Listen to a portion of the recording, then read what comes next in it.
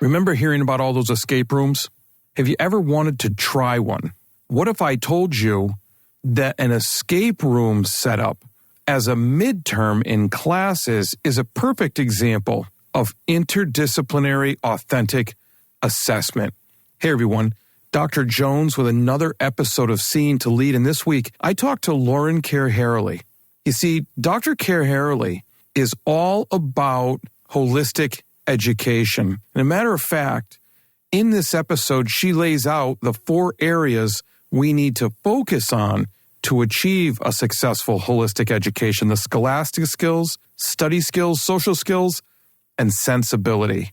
You see, all too often, we're so focused on the end. We talk about content standards, testing, making sure we get the right scores, those goals that we're trying to hit, that we stop paying attention, listen now, to the process of learning. You see, doing that would really ramp up success and achievement because it helps us emphasize and focus on the why instead of just the what.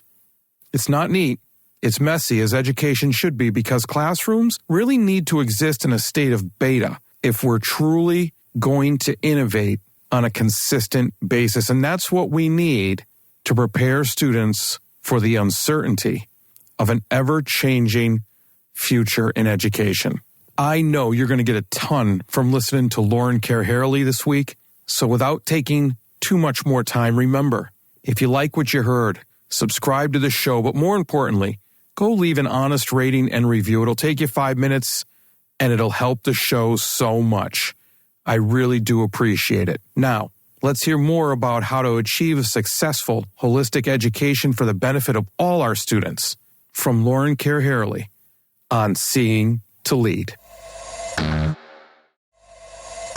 But I think empathy for both what educators are dealing with and the millions of decisions they have to make every day and the real life stress of trying to engage their own students means that if you want to engage them, you have to sort of be empathetic about what they're going through. And when you present something like an idea of instead of going to them saying, I think everyone needs to be more innovative, come back to me with your projects, go with them, have some suggestions and then say, these are just to get you started. I don't want to pigeonhole anybody in, but if you have innovative ideas, I'd love to hear them. And what kind of support can I offer? That goes a long way.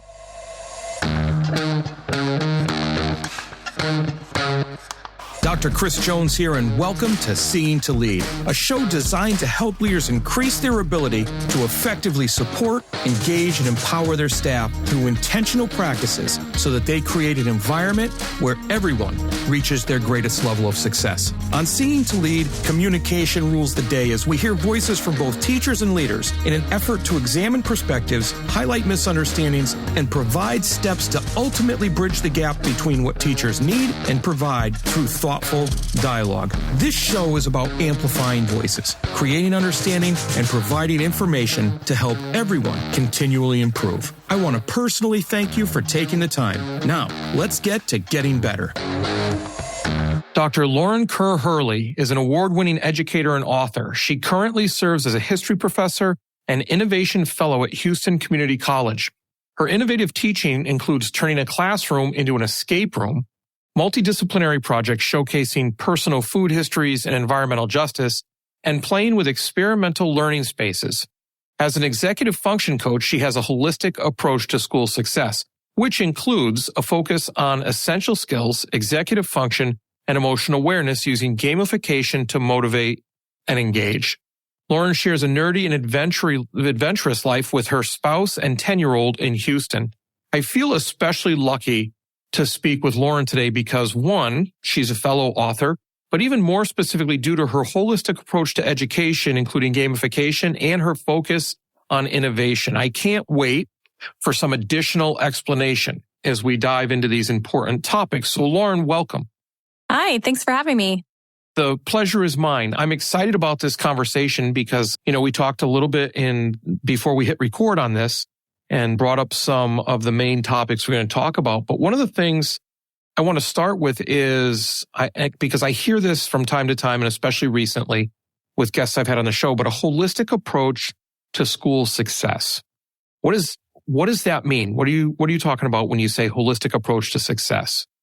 Well, holistic in my mind means everything, right? So you have your social, you have your emotional, you have your intellectual, all of these parts make up, something that becomes successful, but it's also happiness, right? So when I work with students in my college classroom or I work with clients in my executive function business, we always talk about how these things are connected.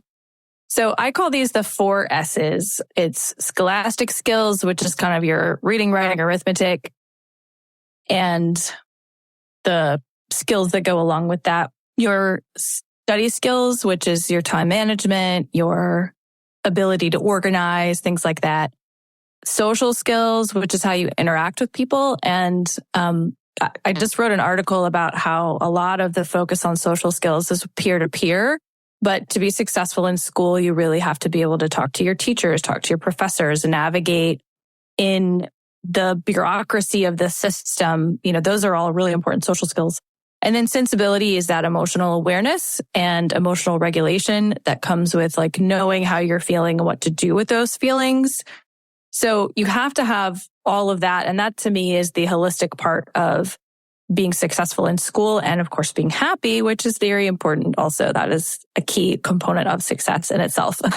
I think if you're firing on all 4 of those S's, you're going to be a pretty happy person. But, I like that you broke those down into those different areas because often I find that in schools, we get very rigid. And if there's one thing, it's one thing. If it's another, and sometimes we forget about those bridges between them. Mm-hmm. And especially when you're talking about innovation, which you do a lot of, does focusing on those 4 S's or looking at them in those buckets, for lack of a better term, make it easier to innovate or more difficult? I think so because, I've been teaching for 20 years now. I've been in education in some form or another for that long. And I've been in college, teaching college for 7-8 years now. And one of the things that a lot of the conversations at the higher education level center around is rigor. So what does it look like if you go from one college to another, or you go to a high school, from a high school to a college? Are you going to be able to keep up?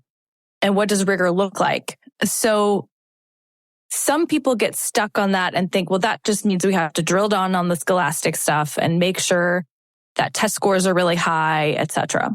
What I think that means, and a lot more people are coming around to this now because the discourse in higher ed is about how we prepare students for jobs that don't exist and how, we have marketable skills, soft skills. So that to me says if you want people who are going to A, make it through college and be ready for anything in the workplace, then the rigor that you need to be hitting is all 4 of these, right? You have to be able to think in different ways. So for me, the innovation comes from how can I make sure that my classes are academically rigorous, but that they're also preparing students to be empathetic and they're preparing them to organize. And that's one of the reasons I started my executive function coaching was because there's so many people who get to high school, get to college, get out of college even, and really can't manage their time on their own. They're late to work. They're getting fired from their jobs. I'm telling real stories about my students in my community college classrooms, right? So that's why I think I try to innovate with everything that I do. But in education, I do think that if you're thinking holistically, you have to be innovative because I teach history. That's my discipline. I'm a historian. So if I'm going to just focus on a series of dates and people and events, then really I'm only hitting one of those. And really, why does it matter? But if I'm trying to teach them empathy through learning what has happened in the past and how different people have interacted through time, then I'm teaching them that sensibility piece of it. And, if I'm teaching them how to organize dates instead of just what these dates are, what is a chronology, how do different cultures view time, that goes into the study skills executive function as well. So that's my long-winded way of saying, yes, I think that focusing holistically helps me innovate. Well, it's almost you're saying that, you have to innovate to be able to hit all four of these areas. Absolutely. Yeah. And that's one of the great things about teaching is that every semester is new, or, when I was teaching high school and middle school, every year was new. So you have to be able to adapt. And that's the fun thing about it. It's also the challenging thing about it because, I consider myself kind of a techie person. And then all of a sudden the students come in with something I've never heard of. And I'm like, oh, I need like a 17-year-old to come fix my computer in the front of the room, that kind of thing. So it can be humbling, but if you're willing to adapt and you're willing to embrace the challenge of everything is new all the time, then it's actually really exciting. I say my classes are always in beta. Now, for those non-techie folks out there, how would you describe in beta? So in beta is testing mode, right? So you have your select, I don't want to say guinea pigs, but you have your select volunteers who will help you kind of figure out something as you're going along. It's also tempting as an innovator to just change everything and be like, I'm just throwing everything out and starting over. But that is also very overwhelming. So I try to do sort of one thing at a time. So I'm experimenting with ungrading this semester. I'm really excited about that. But I chose a group of students who a lot of them have taken my class before. They took the first half of my history class. Now they're in the second. And I said, I'm going to try something a little wacky. You guys are going to grade your own projects. And I took them through the history of ungrading and I took them through the scholarship. I wanted them to know it wasn't just like my harebrained idea because I do have a lot of those, but I do try to, ground them in scholarship and make sure that they're going to be wise. But so I said, you guys are the beta group for this, and I'm not going to do it for my online classes. I'm not going to do it in other areas, but I want you guys to try it because I want you to reflect and I want you to show me growth. I have a student from Africa who had never been in a library until he came to my college, and his interaction with putting together a good list of scholarly sources is going to be way different than a student who has done this 17 times already. So that's the kind of thing I wanted to be able to measure. So that's where the holistic innovation comes in. It's like, if I'm going to figure out how to help them reflect and help them decide how they can grow and move forward, then they have to do that work. And me telling them, well, this is an A based on these things is not going to be good enough. They need to learn what is a scholarly source. And if they can't justify it to me, then it's probably not one, but it's, the whole idea of, grades is a whole other topic that we could use another 4 podcast episodes to unwind. But, going back to those 4 S's and the idea of their role in innovation and how innovation plays up against them. So what does that look like in a classroom? Do you have some examples you can give us? Because as a building administrator, and I hesitate to use the word leader, I do see myself as that, but leadership isn't about titles. So there are many types of leaders in a school building. But as the building administrator who makes those decisions or says, this is what we need to be doing, how do I foster that type of attitude with teachers? And what are some examples that could be given to show them exactly where you're going with this? So that's a really good question. And I was fortunate to be chosen for an Innovation Fellows program. I teach in a very big community college. We have about 90,000 students. So we have 23 campuses or something. It's just, there's a lot of us. So I was very fortunate to be chosen for this group of about 15 people to go through this innovation cohort together. And the idea was that we brought together faculty, staff, administrators, there's someone from IT, like a variety of people on the campus to learn about design thinking. And design thinking is, again, a whole nother podcast, but it's essentially the idea that you're coming up with ideas, you're testing ideas, and you're putting them into practice. And it's a circular process, right? There's a lot of failure that's involved, and that's another part of innovation is just embracing failure. So as a leader, I would say creating spaces that are safe for people in the building to talk about innovation, practice it, that is really worthwhile. Because when you see other people are doing it, then you're more apt to do so. And the multidisciplinary part of it was really special because we now, that's come out of it, have a project called Back to the Future, like a play on Back to the Future, about food. And we have students who, my history students are looking at the history of food. We have chemistry students looking at the chemical components of food, biologists looking at nutrition, anthropologists looking at the social side, et cetera, et cetera.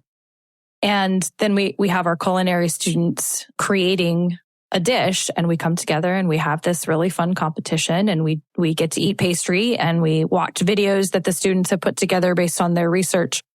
So I think it helps to, like I said, create spaces for those conversations, but also to suggest ideas for people to come together that's mutually beneficial for everyone.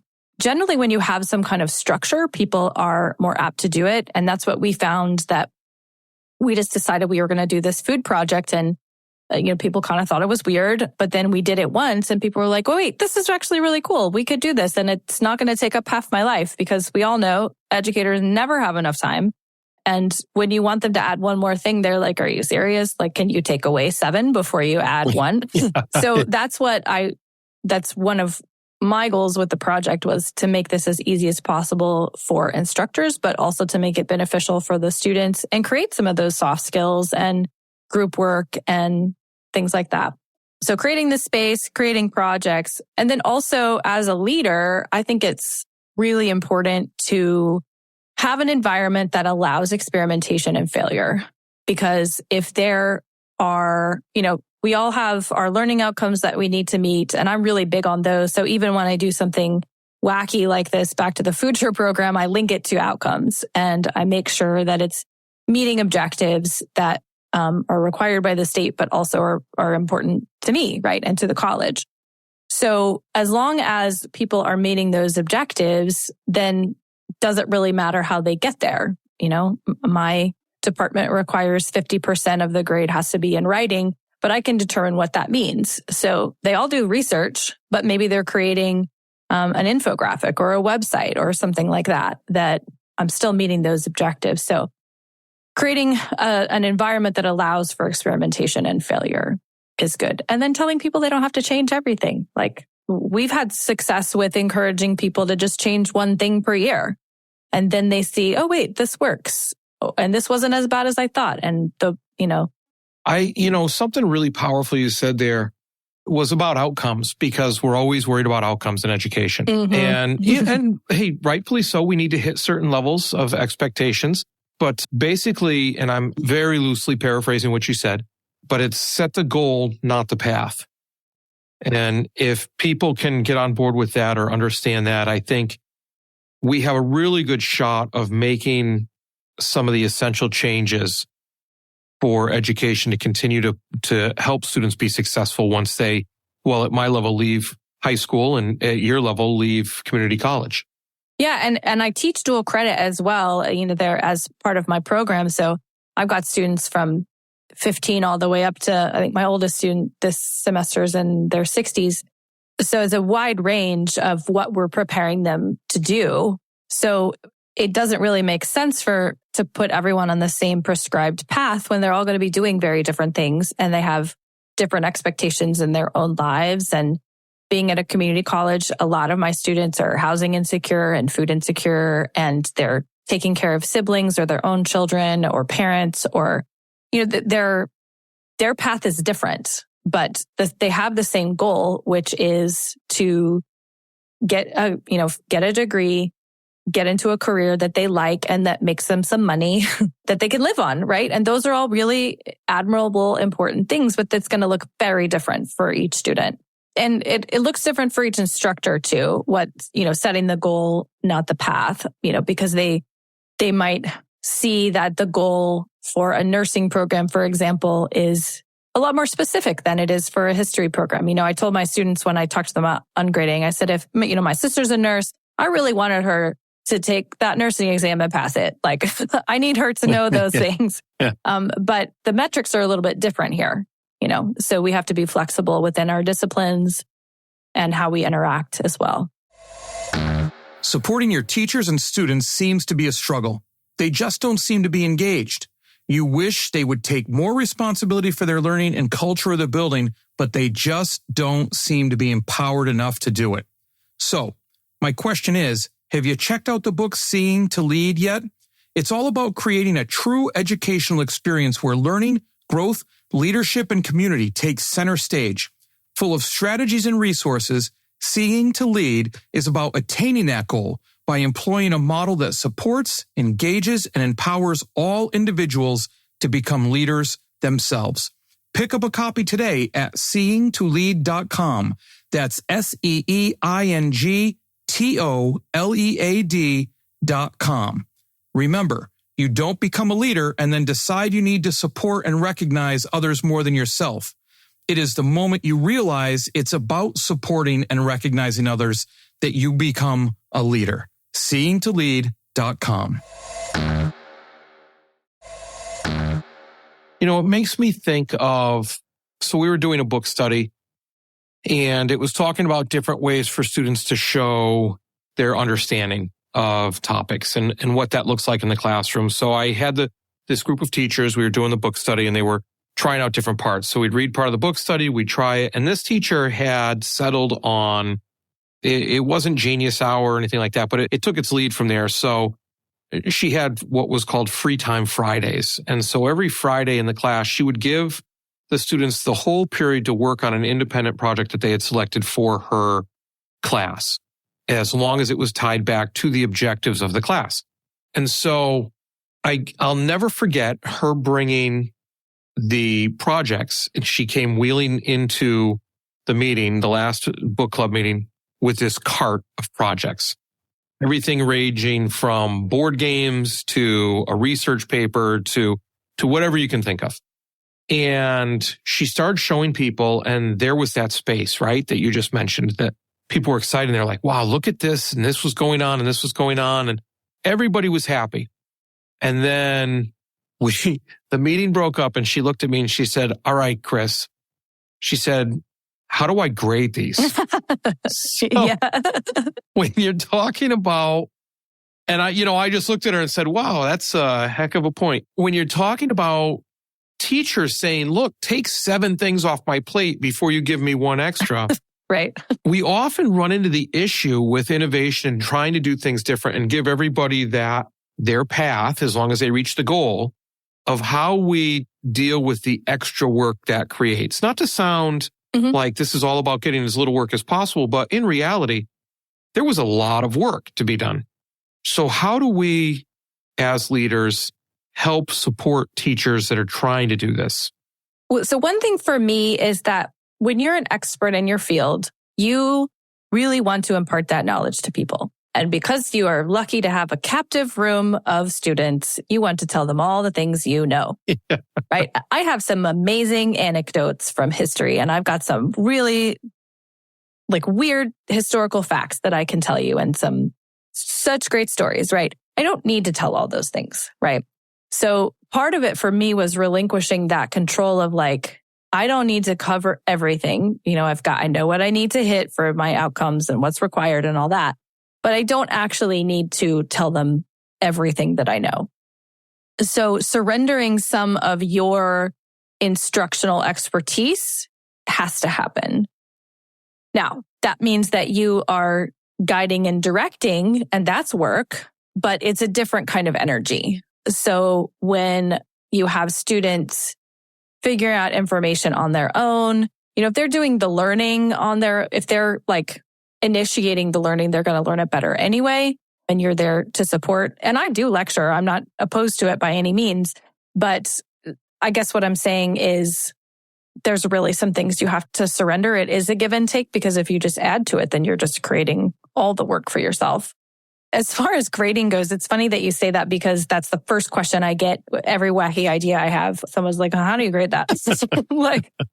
And so I'm a really big fan of the 1-point rubric, which basically, you could have 5 different things, but it's did they do this? Did they not?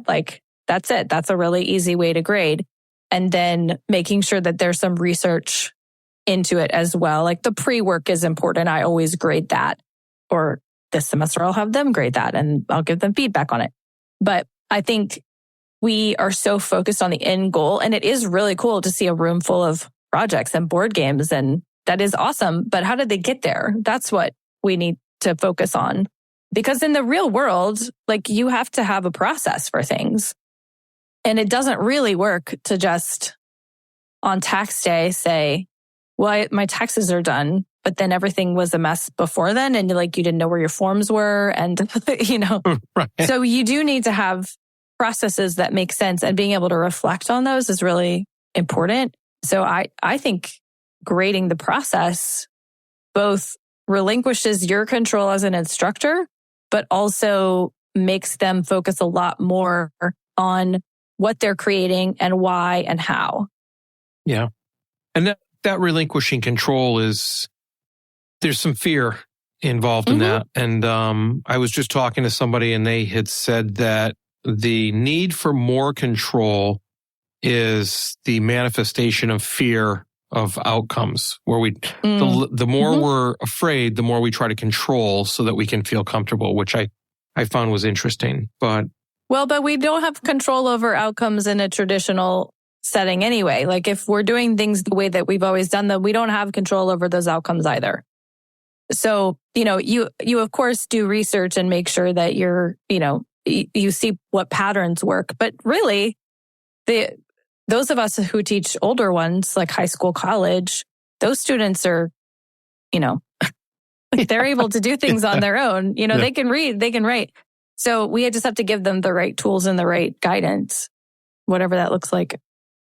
The other thing I think about when we're talking about all this and innovation, the need for innovation, the ability to innovate, is the multidisciplinary piece that you mentioned.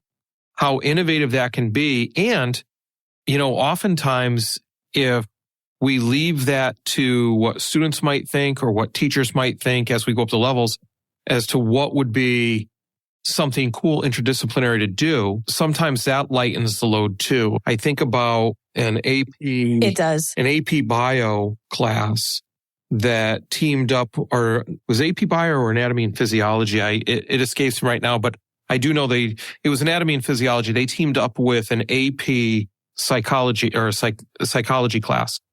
And when they were dissecting sheep's brains, they teamed up about the sheep's brain, because then they could do the psychology piece on the sheep's brain and the anatomy and physiology, which I would have never thought of. I love that.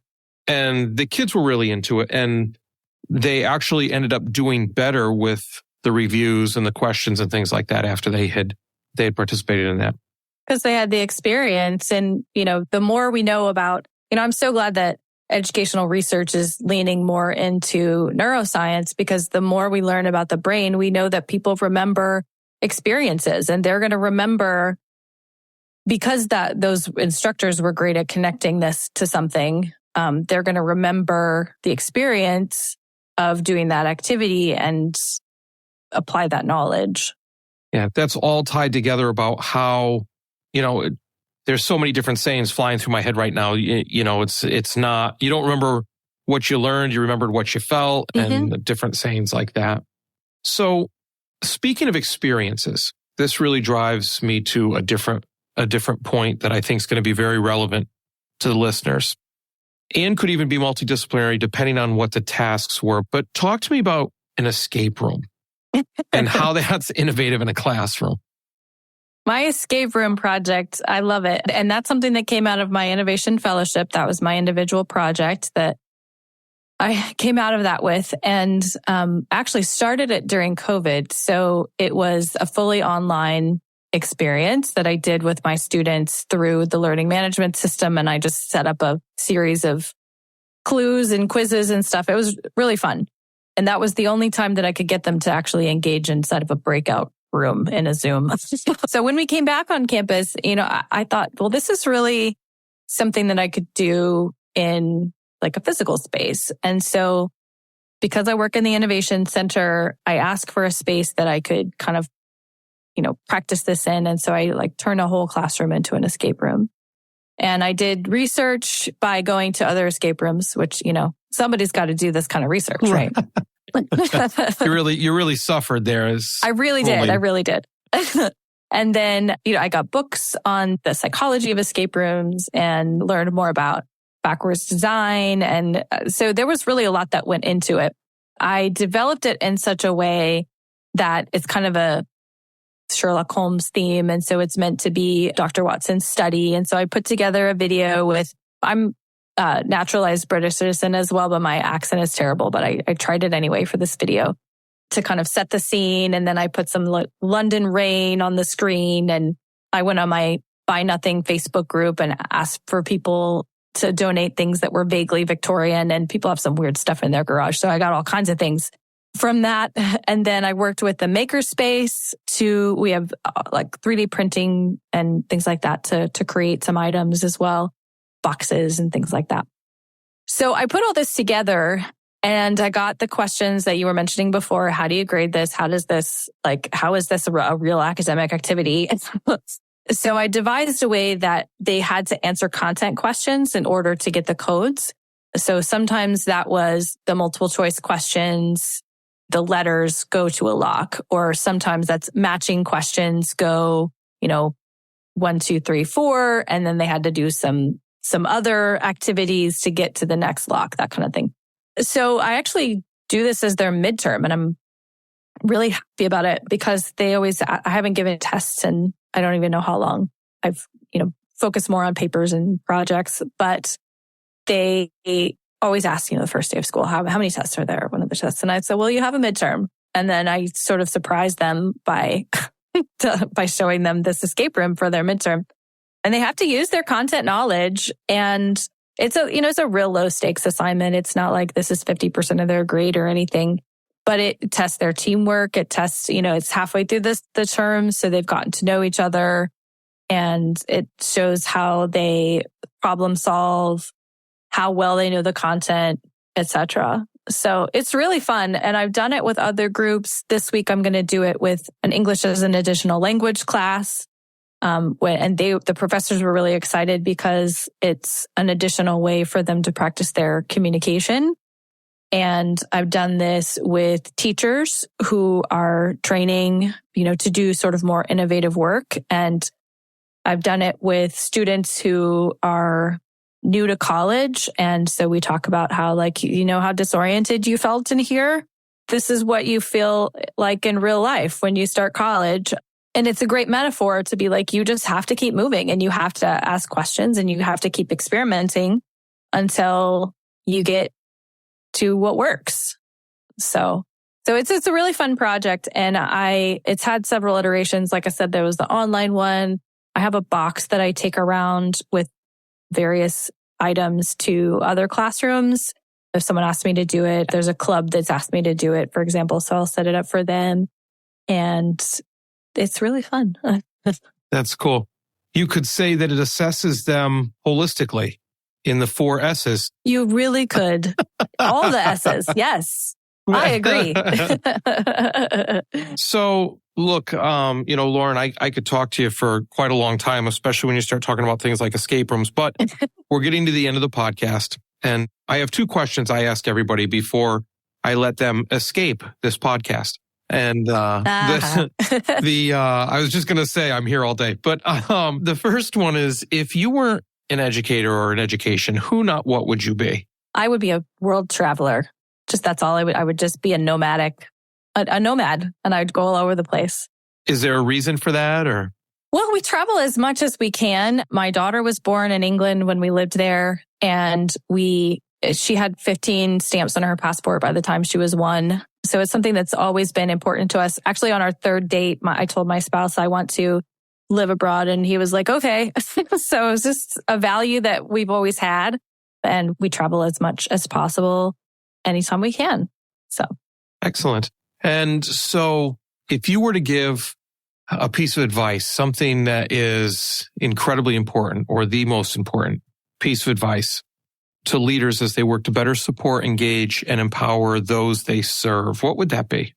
I think it's empathy, because it's difficult when I think the best leaders in education are those who have been teachers, which maybe sounds obvious, but it's not, because there are a lot of people in upper administration who have never been in a classroom. They've come from the corporate world or whatever. And we need different perspectives, but to lead teachers, I really feel like you should have some teaching experience. But I think empathy for both what educators are dealing with and the millions of decisions they have to make every day and the real life stress of trying to engage their own students means that if you want to engage them, you have to sort of be empathetic about what they're going through. And when you present something like an idea of instead of going to them saying, I think everyone needs to be more innovative, come back to me with your projects, go with them, have some suggestions and then say, these are just to get you started. I don't want to pigeonhole anybody in, but if you have innovative ideas, I'd love to hear them. And what kind of support can I offer? That goes a long way. Perfect. So, when you're talking about the innovation piece and the empathy piece, especially when you're talking about leaders who go into upper level administration who may have come from the corporate world. Let me throw this one at you for a second. and then we'll leave, I promise. But it just made me think about this when you said that we get leaders from the corporate world. Why is it such a struggle for educational leaders to go over to the corporate side, do you think? So it's interesting that you say that because my spouse just made that transition. Okay. He was an educator for 19 years and wanted to do something different. And it did take him about 6 months, just being honest, to find a job. And it was not because he was lacking skills, because we all know educators could basically throw any job at me, I could do it, right? Right. But I think that he was lucky that he ended up at a firm where one of the people he interviewed with was a former teacher. And she said, we like to hire former teachers because we know how hard they work and how adaptable they are. But I think there was a sense, there can be a sense that the teachers aren't able to kind of adapt to different environments, which seems ridiculous. But in a sense, we are quite contained. And what I mean by that is, what I do works really well on my campus, right? And then if I go somewhere else and I teach about innovation or I work with clients in executive function, I have to change my approach, right?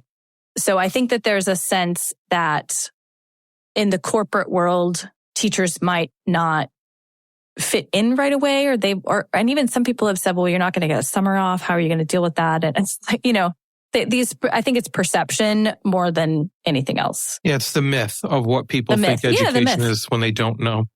Well, Lauran, thank you for everything you've said today. With your ideas around innovation in different areas, I'm sure there's somebody that might want to get in touch with you. What's the best way for somebody to get in touch with you if they want to reach out for more information? Sure, they can go to my website, alteringcourse.com. All my socials are there. I'm active on Instagram. And I've got some freebies there. I have an infographic that's called The 4 Skills of College Prep, and it's got all those S's on there and some additional information. And you have an ebook as well that's very helpful, yes? I do, yes. And you can find that at alteringcourse.com. It's the anti-procrastination playbook, because people always ask me what's the number one challenge students struggle with. And I always say procrastination. And so I finally wrote a book about how to get over it. There we go. And now that you've said it, I find that it's good if people hear it and then they see it and then they can click on it. So I'll definitely put that in the show notes and link it up. And I encourage people to hit those links and make use of those resources and reach out to you. Thank you very much. I had fun chatting with you. Same here. Thank you. All right. Cheers. Well, that's a wrap, but not the end. Next step, be sure to take action on something you heard here today. Hey, thanks for listening to the Seen to Lead podcast. If you would like to connect for any reason, email me at drchrissj@gmail.com or catch me on Twitter at drcsjones. If you've gotten any value from the Seen to Lead podcast today, you can help me and other leaders create a world-class environment through a teacher-centric approach by subscribing to the show, leaving an honest rating and review, and sharing this episode on social media with your most valuable takeaway. Also, one last thing. Have you had a chance to pick up my latest 5-star rated book yet? Grab your copy of Seeing to Lead anywhere you buy books or at seeingtolead.com. That's SEEINGTOLEAD.com, where you can learn more and continue to improve. Now go have a successful week.